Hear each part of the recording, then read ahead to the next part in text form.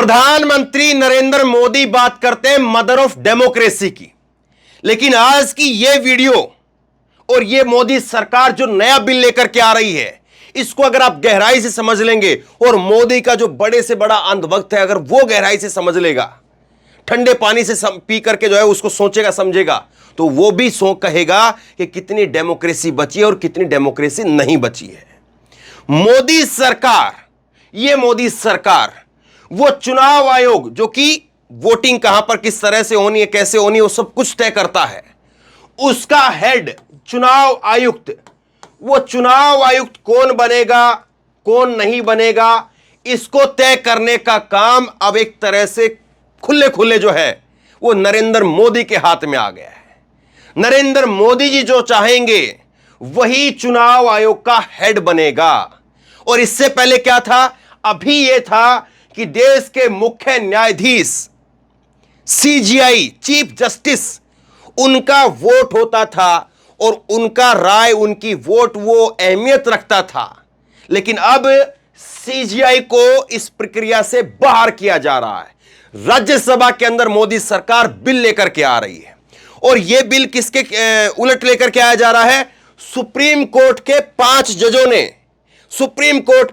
जजों ने फैसला दिया था और सुप्रीम कोर्ट के 5 जजों ने कहा था कि देश में चुनाव आयुक्त की अगर नियुक्ति होती है तो उसमें पीएम मोदी रहे, प्रधानमंत्री जो भी रहे वो रहे, उसके साथ साथ नेता विपक्ष जो भी हो वो हो, और उसके साथ साथ देश के मुख्य न्यायाधीश हों।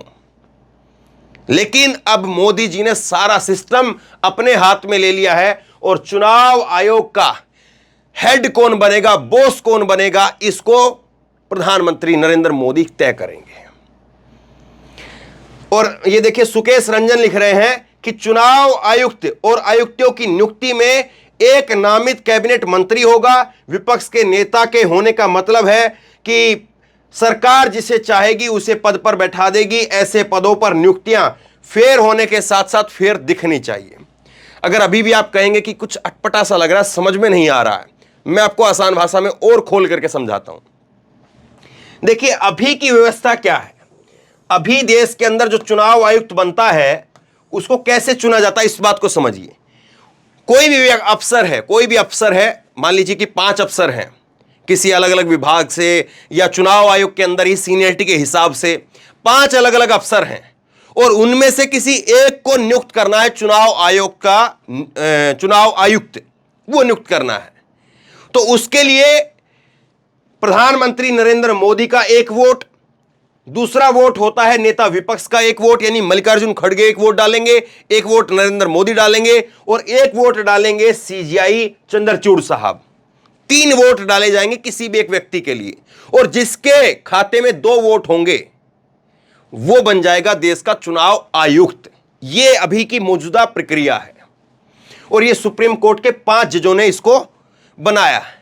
अब लेकिन समझिए मोदी जी क्या कर रहे हैं। मोदी जी कह रहे हैं कि ये चुनाव आयोग को, ये जो मुख्य न्यायाधीश हैं, इनका चुनाव आयोग में क्या लेना देना, इनको हटाइए, सीजीआई जो है उनको बाहर करिए और सीजीआई की जगह पर किसको लेकर के आ रहे हैं, सीजीआई की जगह पर मोदी जी जो है वो अपने द्वारा, प्रधानमंत्री खुद अपने द्वारा मनोनीत केंद्रीय मंत्री को लेकर के आ रहे हैं। अब 3 वोट किसके पड़ेंगे, पहला वोट प्रधानमंत्री का पड़ेगा, दूसरा वोट मल्लिकार्जुन खड़गे का पड़ेगा और तीसरा वोट जो है वो नरेंद्र मोदी जी जिसको अपने किसी भी एक मंत्री को, मान लीजिए कि अमित शाह को, राजनाथ सिंह को, किसी एक मंत्री को जो है वो उसको नियुक्त कर देंगे तो उसका एक वोट रहेगा। अब देखिए, कोई एक अफसर है, मान लीजिए कि कोई सचिन एक अफसर आया है और सचिन की नियुक्ति हो सकती है, या सचिन की जगह पर एक अनिल और है, उनकी नियुक्ति हो सकती है, या एक जो है वो अमित है। अमित, सचिन और अनिल 3 आदमी हैं, 3 अफसर हैं और तीनों में से किसी एक को लेना है। अब लेकिन आप बताइए कि नरेंद्र मोदी जिसको चाहेंगे उसी को उनके द्वारा जो मनोनीत मंत्री है, या मान लीजिए कि मनोनीत जो उन्होंने किया है राजनाथ सिंह को, अमित शाह को मनोनीत कर दिया, तो राजनाथ सिंह और नरेंद्र मोदी और अमित शाह, इनका वोट अलग अलग हो सकता है क्या? एक वोट अलग किसका रहेगा, मल्लिकार्जुन खड़गे का। मल्लिकार्जुन खड़गे का वोट जो है वो रहे तो रहे, क्या दिक्कत है। यहां पर 2 वोट एक साथ हो गए, मोदी का वोट और उनका मंत्री अमित शाह उनका वोट, 2 वोट एक तरफ है। वो चाहते हैं कि जो सुनील है उसी को बनाया जाए, तो सुनील को जो है वो चुनाव आयुक्त जो है वो नियुक्त कर दिया जाएगा। यानी 2-1 से फैसला जो है वो ये हो जाएगा कि सुनील जो है वो बन रहे हैं, अमित को नहीं बनाया जाएगा। ये हो रहा है, ये है पूरा खेल, ये है पूरा गेम। अब बताइए यहां पर कि कभी भी ऐसा कोई मौका रहेगा ही नहीं कि जिसको प्रधानमंत्री नहीं चाहते हो वो बन पाए। ये खेल कितना जो है वो खतरनाक हो सकता है, और चुनाव आयोग का आयुक्त नियुक्त होने से क्या फर्क पड़ जाता है, इसको मैं चंद शब्दों में, चंद उदाहरणों में समझाता हूं आपको। मान लीजिए कि चुनाव आयोग, अभी जो मौजूदा चुनाव आयोग है और उसके चुनाव आयुक्त जो मोदी साहब के जो है द्वारा नियुक्त किए गए हैं, तो कल को 2024 का चुनाव जब आता है और उस चुनाव में जो है चुनाव आयोग का जो काम होता है, चुनाव आयुक्त का जो काम होता है वो ये होता है कि कहीं पर किसी उम्मीदवार ने, किसी नेता ने गलत भाषण दे दिया, कोई गलत बयानबाजी कर दी, कोई जहरीला भाषण दे दिया, कोई भड़काऊ भाषण दे दिया, तो उसके चुनाव प्रचार पर रोक लगा दी जाती है। कि फर्ज करिए कि राहुल गांधी ने कोई बात कह दी, तो राहुल गांधी के ऊपर 2 दिन के लिए, 3 दिन के लिए, 1 हफ्ते के लिए चुनाव प्रचार पर रोक लगाई जाती है। अब जब चुनाव का पीक टाइम हो और उसी टाइम पर जो आपका सबसे स्टार कैंपेनर हो उसी के ऊपर रोक लगा दीजिए, तो फिर उसके बाद में कितनी बात जो है वो हल्की हो जाती है। और केवल चुनाव प्रचार की बात नहीं है, जैसे कि किसी जगह पर किसी संसदीय क्षेत्र के अंदर जो है काउंटिंग को लेकर के कोई मसला होता है कि हमारे यहां पर काउंटिंग में फर्जी हुई है, धांधली हुई है, तो उसके लिए हम जो है वो दोबारा रिकाउंटिंग करवाना चाहते हैं, काउंटिंग स्लो हो रही है। ये तमाम वो प्रक्रियाएं हैं जिसके अंदर सीधे तौर पर दखल रहती है चुनाव आयुक्त की। चुनाव आयुक्त, चुनाव आयोग वो तय करते हैं कि रिकाउंटिंग करवाई जाए कि नहीं करवाई जाए, और जो भी चुनाव को लेकर के मसले होते हैं वो तय करते हैं। अब साहब, जब बॉस जो हैं, बॉस चुनाव आयोग के जो बॉस हैं आयुक्त, अगर वही मोदी साहब के फेवरेट हैं, तो फिर आप कितना चुनाव को निष्पक्ष होने की उम्मीद करते हैं।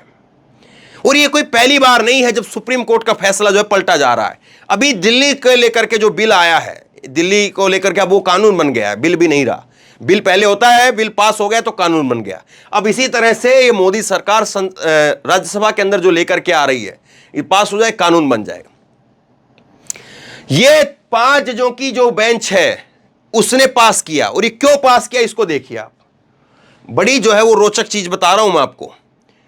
ये जो है मोदी सरकार ने जो आज का जो राज्यसभा के अंदर जो चैप्टर 2 जो रखने जा रही है, ये आज का राज्यसभा का जो रोजाना का जो वो होता है सब्जेक्ट, आज कौन कौन से मैटर रखे जाएंगे, उसमें से ये चीजें निकल करके आई है। तब पता चला है कि आज मोदी सरकार एक ऐसा बिल लेकर के आ रही है। अब इसमें एक जो चीज है मैं आपको दिखाता हूं, बड़ी इंपॉर्टेंट है। ये क्या हुआ था, ये हुआ ये था कि ये एक, देख रहे हैं इनको, ये चुनाव आयुक्त बनाए गए थे। चुनाव आयुक्त, इनका नाम है अरुण गोयल, और अरुण गोयल को 24 घंटे के अंदर अंदर 24 घंटे के अंदर अंदर इनको चुनाव आयुक्त बना दिया गया था। और तब जाकर के सुप्रीम कोर्ट ने कहा था कि बिजली की स्पीड से काम हो रहा है, बिजली की स्पीड से। अब आपको अभी भी नहीं समझ में आई होगी चीज, ये मैं आपको बाद में दिखाता हूं। देखिए, ये है अरुण गोयल साहब, इन्होंने 24 घंटे पहले वीआरएस ली और 24 घंटे के बाद में इनको नई नियुक्ति मिल गई। वीआरएस का मतलब ये होता है कि ये रिटायर नहीं हुए थे, अपनी इच्छा से, अपनी स्व इच्छा से इन्होंने रिटायरमेंट ले ली। और कब रिटायरमेंट ली? इन्होंने रिटायरमेंट ली है 18 नवंबर 2022 को, और 19 नवंबर 2022 को इनको चुनाव आयुक्त जो है वो नियुक्त कर दिया गया, और 21 तारीख को इन्होंने कार्यभार भी संभाल लिया। कितनी गजब बात है साहब। देखिए, जरा समझने की कोशिश कीजिए इसको थोड़ा सा। ये अरुण गोयल जो है वो 18 तारीख को, 18 नवंबर को वीआरएस लेते हैं, और 18 नवंबर को वीआरएस लेने के बाद में जो है 19 तारीख को इनको इलेक्शन कमीशन का जो है वो चुनाव आयुक्त नियुक्त कर दिया जाता है। अब आपने कहीं पर सुना है आपके गांव में और कहीं पर भी कोई अधिकारी या कोई सरकारी कर्मचारी रिटायरमेंट हुआ हो और जैसे ही उधर से रिटायरमेंट हुआ उसके बाद में तुरंत की तुरंत अगले दिन ही उसको नए डिपार्टमेंट में नियुक्ति कर दी गई? और ये कोई छोटा मोटी चीज नहीं है साहब, चुनाव आयोग का चुनाव आयुक्त नियुक्त किया जा रहा है इनको। क्या सुना है आपने कभी? देखिए कोई आदमी रिटायरमेंट होता है, इनकी रिटायरमेंट कब तक थी? इनकी रिटायरमेंट थी वो 31 दिसंबर तक। पिछले साल 31 दिसंबर को इनको रिटायर होना था, लेकिन अचानक से इनको सपना आता है और अचानक से ये कहते हैं कि मुझे वीआरएस चाहिए, वीआरएस चाहिए ये कहते हैं, मतलब कि मुझे रिटायरमेंट चाहिए 18 नवंबर को। और 18 नवंबर को जो इनकी अर्जी मिल जाती है वीआरएस की, उसके बाद में पास हो जाती है और पास होने के बाद में उसके ऊपर क्लियरेंस मिलना, एनओसी मिलना, बहुत सारे झमेले होते हैं।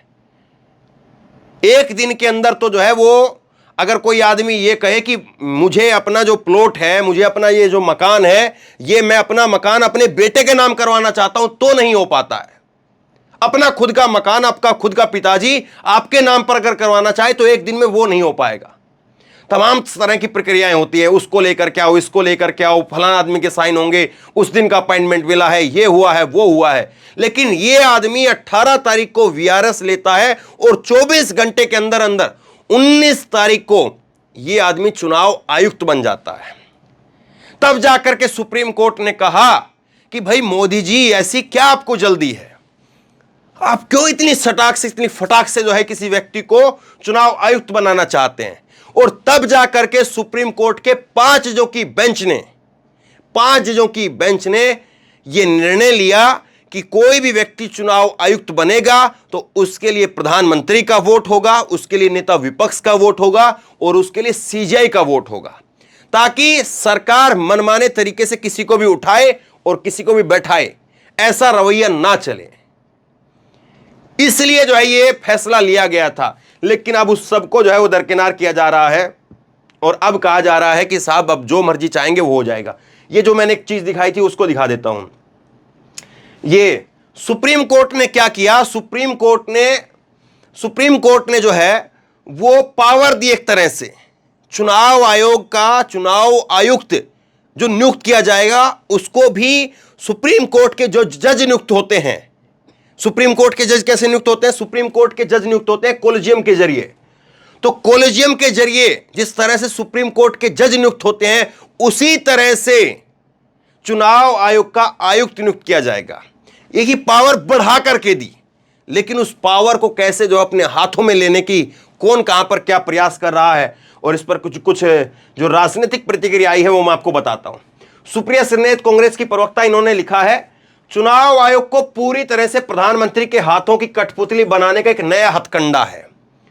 अब केंद्र ने चुनाव आयुक्त का चयन प्रक्रिया निर्धारित करने के लिए संसद में एक विधेयक पेश किया है। विधेयक के अनुसार मुख्य चुनाव आयुक्त और अन्य चुनाव आयुक्तों का चयन प्रधानमंत्री, नेता प्रतिपक्ष और प्रधानमंत्री द्वारा नामित एक मंत्री का पैनल करेगा। सुप्रीम कोर्ट ने 2023 में फैसला दिया था। ये जो 18 नवंबर को अरुण गोयल का जब मामला आया था उसके बाद में जो कॉलेजियम वाली जो बात कही गई थी वो 20 मार्च 2023 को सुप्रीम कोर्ट ने फैसला दिया था, जिसका यहां पर ये मार्च 2023 लिख रही है। मुख्य चुनाव आयुक्त और अन्य चुनाव आयुक्तों के लिए चयन के लिए एक निष्पक्ष पैनल का होना चाहिए, जिसमें नेता प्रतिपक्ष, नेता प्रधानमंत्री और मुख्य न्यायाधीश हो। प्रधानमंत्री मोदी को अपनी पसंद का ही चुनाव आयुक्त क्यों चाहिए? यह मनमानी, असंवैधानिक और अनुचित नहीं तो और क्या है? यह कांग्रेस की तरफ से पहली प्रतिक्रिया आई है। आम आदमी पार्टी के नेता, दिल्ली के मुख्यमंत्री केजरीवाल कह रहे हैं, मैंने पहले ही कहा था कि प्रधानमंत्री जी देश के सुप्रीम कोर्ट को नहीं मानते। उनका संदेश साफ है, जो सुप्रीम कोर्ट का आदेश उन्हें पसंद नहीं आएगा वो संसद में कानून ला करके उसे पलट देंगे। पीएम मोदी यदि खुलेआम सुप्रीम कोर्ट को नहीं मानते हैं तो यह बेहद खतरनाक स्थिति है। सुप्रीम कोर्ट ने एक निष्पक्ष कमेटी बनाई थी जो निष्पक्ष चुनाव आयुक्तों का चयन करेगी। सुप्रीम कोर्ट के आदेश को पलट करके मोदी सरकार ने ऐसी कमेटी बना दी है जो उसके कंट्रोल में होगी और जिसे वो अपने मनपसंद व्यक्ति को चुनाव आयुक्त बना सकेंगे। इससे चुनाव की निष्पक्षता प्रभावित होगी। एक के बाद एक निर्णयों से प्रधानमंत्री जी और जो भारतीय जनतंत्र को कमजोर करते हैं, एक के बाद एक निर्णयों से प्रधानमंत्री जी भारतीय जनतंत्र को कमजोर करते जा रहे हैं। अगर अब यह आपको नहीं समझ में आई है कि पूरा खेल क्या है, और अगर अभी भी आपको लग रहा है कि इसमें कोई दिक्कत नहीं है, तो फिर कुछ नहीं कहना चाहिए। क्योंकि इतनी खुली किताब अगर कि कोई आपके सामने रख दे और उसके बाद में भी आप आंख मूंद करके चले जाएं, तो फिर कोई इलाज नहीं है। सीधे तौर पर यह है कि प्रधानमंत्री जी उनको क्यों आखिरकार सीजीआई से दिक्कत है। अगर सीजीआई रहते हैं इस फैसले के अंदर तो दिक्कत क्या है। मैं एक छोटा सा उदाहरण और आपको देता हूं, फिर उसके बाद खत्म करते हैं। आपके घर के अंदर क्या फैसला होगा, बड़ा फैसला, ये नहीं कि टमाटर की आज जो है वो टमाटर डालें कि भिंडी डालें कि आलू की सब्जी की किसकी सब्जी बनानी, वो नहीं।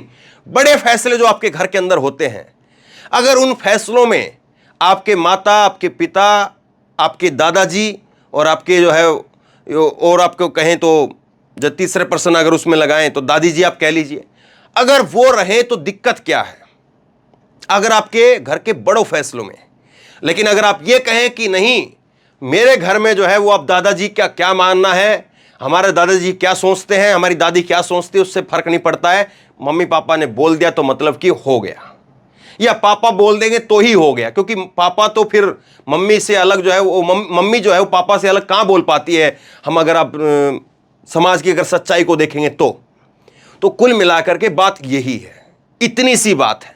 और अगर आपको लग रहा है कि ये सब कुछ ठीक है तो फिर कुछ नहीं कहना है, और अगर आपको लग रहा है कि ये गलत है तो सोचिए इस गलत की शुरुआत कहां से हुई थी और ये गलत कहां पर जाकर के रुकेगा। इस बात को सोचिए, शेयर कीजिए, इस खबर को लोगों तक पहुंचाइए। कोशिश की आसान भाषा में आप तक समझाने की। आप जो भी सोचते हैं अब इस फैसले को लेकर के नीचे कमेंट बॉक्स में अपनी राय लिख करके जरूर बताइए। इस वीडियो को खूब शेयर कीजिए, लोगों तक पहुंचाइए, और इसी तरह की तमाम खबरों के लिए ऑनलाइन न्यूज इंडिया को सब्सक्राइब कीजिए। साथ में जो बेल आइकन है घंटी उसको जरूर दबाइए, ताकि जैसे कोई खबर अपलोड करें उसकी नोटिफिकेशन सीधे सबसे पहले आपको मिल सके। और अगर ये वीडियो फेसबुक पर देख रहे हैं तो फेसबुक पर हमारे पेज को लाइक कीजिए, फॉलो कीजिए और इस खबर को शेयर कीजिए। धन्यवाद।